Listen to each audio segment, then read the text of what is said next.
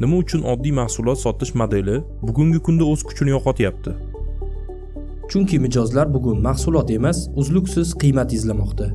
Ular bir martalik bitimni emas, doimiy yangilanish va xizmat tajribasini xohlashadi. Bir sotdim tamom modeli o'rnini doimiy aloqada yashash modeli egallamoqda. Obuna modelining biznes uchun eng katta afzalligi nimada? Eng katta afzallik barqaror va prognoz qilinadigan daromad oqimini yaratishdir. Har oy yangi sotuv qidirish o'rniga mavjud mijoz bazasi orqali o'sish va barqarorlik ta'minlanadi. Mijoz bilan qanday aloqani o'rnatish kerak? Shartnoma asosida yoki ishonch asosida? Bugun shartnoma emas, ishonch asosida ishlovchi kompaniyalar yutadi. Mijoz istasa bir tugma bilan obunani bekor qila oladi. Demak, uni har oy qaytadan ishontirish kerak emas, sifatli xizmat va qiymat berish kerak. Obuna modelini joriy qilish uchun kompaniya qanday o'zgarishi kerak?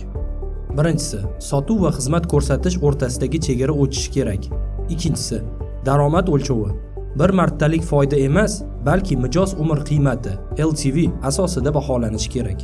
Uchinchisi, moslashuvchanlik. Mahsulot emas, mijoz ehtiyojlari markazda bo'lishi kerak. Netflix, Spotify va Adobe kabi kompaniyalar nimani to'g'ri qildi? Ular mahsulot sotish emas, uzluksiz foyda tajribasini sotishni o'rgandilar. Netflix har oy yangi kontent, Spotify har lahzada mos musiqiy tajriba, Adobe har doim yangilangan vositalar va xizmatlar. Yangilanmaydigan xizmat esa bankrot xizmatdir. Obuna modeli startaplarga ham mos keladimi?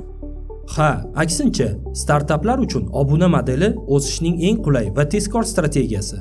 Chunki ular shunday dastlabki sodiq mijoz bazasini yaratadiki, keyinchalik aynan shu baza startapni moliyaviy mustahkam qiladi.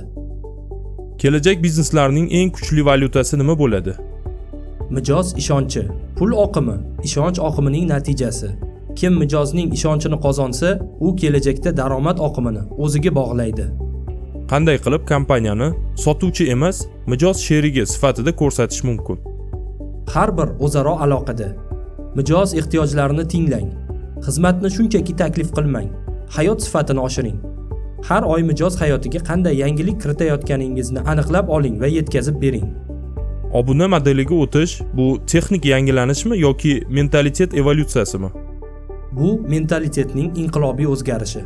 Siz mahsulot ishlab chiqaruvchidan mijoz ehtiyojlarini doimiy ravishda qondiruvchi sherikka aylanasiz. Kim buni anglab vaqtida o'zgarsa, o'sha kelajakda g'olib bo'ladi.